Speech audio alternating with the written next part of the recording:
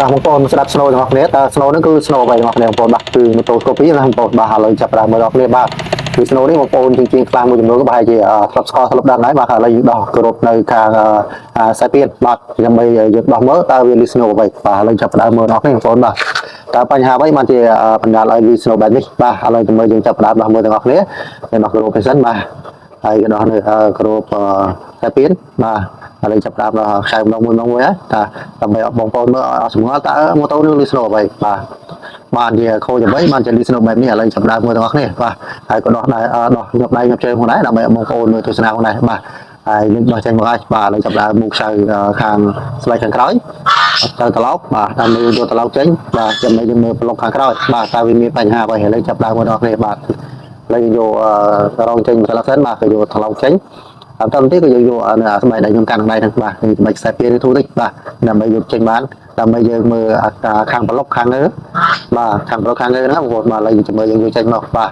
ឃើញហើយបន្តមកទៀតយើងដោះកង់ចេញបាទនៅជាខាងនេះវិញបាទដើម្បីយើងឆែកមើលបាទមកវិញតើវាលឺអ្វីបានជាលឺស្នូខ្លាំងបែបនេះបាទឥឡូវចាប់ដើមយកកង់ចេញមករួចរាល់ហើយបាទចាប់ដើមទាញចេញមកហើយយើងមើលខាងដំណោះបាទខ្ញុំចាប់ដើមដោះចៅតើប្លុកខាងហ្នឹងមូលហេតុអ្វីបានជាលីស្នូបែបនេះបាទឥឡូវកុំឲ្យអស់ចិត្តបាទដើម្បីឲ្យអស់ចិត្តយើងត្រូវតែចែកមើលរបស់គ្នាបាទមិនថាបងប្អូនទេឬក៏ខ្ញុំជាងទេត្រូវការចែកមើលរបស់គ្នាដែរបាទដើម្បីដល់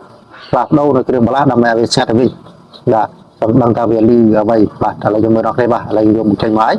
បាទឥឡូវយើងដូរបដាបាទបដានេះគឺយើងត្រូវដូរហើយយើងដូរបដាពីរគ្រាប់ហើយឥឡូវជាមួយស្ដាប់ស្នូរបស់គ្នាបាទនេះឃើញមកពលឺអត់បាទគឺលឺស្នូបែបនេះបងប្អូនបាទគឺយើងប្រវត្តិទៅលឺខ្លាំងមែនតើបាទឥឡូវជាមួយនឹងការធ្វើការផ្លាស់ប្ដូរនៅ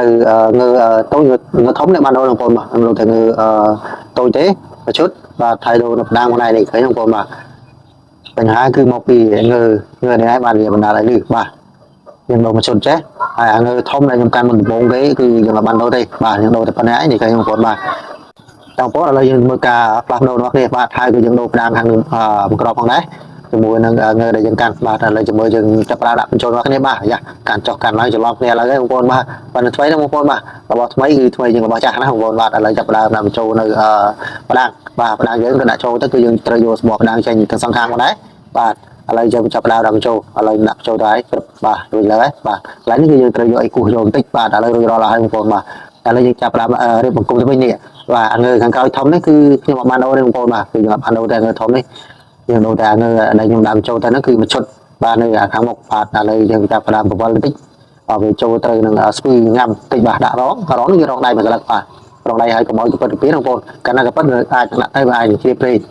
ឥឡូវចាប់ដើមដាក់នៅឡតមួយដើម្បីទប់នៅរងបាទចាប់ដើមដាក់សន្ទះដែរដើម្បីទប់នៅពីដានកុំឲ្យមានបញ្ហាដកចេញមកខាងក្រៅបាទឥឡូវចាប់ដើមនៅយើងមូលខ្ចៅការមុខខ្ចៅចូលនេះគឺយើងមូលមកមុំដៃបានហ្នឹងបងប្អូនកុំឲ្យមូលតឹងខ្លាំងពេក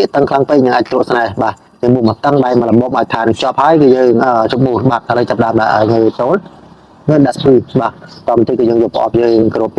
វិញមកបាទប៉ុណ្ណឹងជាការស្រេចទេបងប្អូនបាទអត់មានអីវិញឆ្ងាយទេឥឡូវយើងដាក់បង្គំចូលទៅវិញហើយហើយបន្ទាប់ពីនោះគឺយើងចាប់ផ្ដើមដាក់រៀបខ្ចៅចូលទៅវិញបាទហើយខ្ចៅនៅខាងក្នុងគឺអត់មានអីពិបាកចំណាំទេបងប្អូនបាទគឺខ្ចៅខាងហ្នឹងគឺថ្មីទាំងអស់បាទគឺយើងលាងឲ្យស្អាតមកគឺនៅថ្មីទាំងអស់បាទហើយចាប់ផ្ដើមខ្ចៅយើងដាក់បញ្ចូលទៅវិញទៅអត់មានអីយូរទេបងប្អូនបាទគឺមើលទៅមួយផ្លេតទេបាទបងប្អូនមើលតែហ្នឹងគឺថាលឿនបាទប៉ុន្តែជិនធ្វើទេរៀងយូរបងប្អូនបាទ